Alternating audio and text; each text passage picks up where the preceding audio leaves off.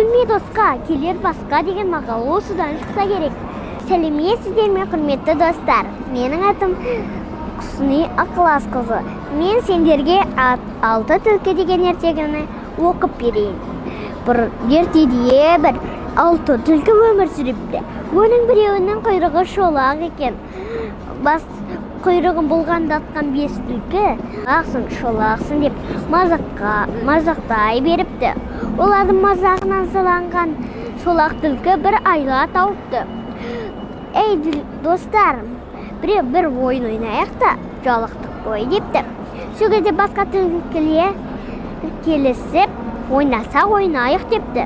Сол кезде сен ойынның шартын түсіндіресің депті.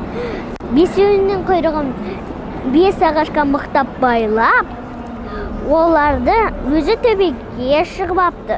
Ол төбеде: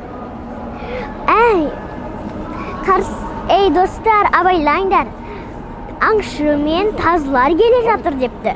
Сол кезде түлкілердің есі шығып, қаша жөнелепті. Қатты жұлқынғанда құйрықтары жыртылып кетіпті. Сосын барлығының құйрығы шолақ болғандан кейін ешкімді мазақтамайтын болыпты. Күлме досқа, келер басқа деген мақал осыдан шықса керек. Балалар, достарыңа күлмейіндер. Жарай ма? Сау болыңыздар.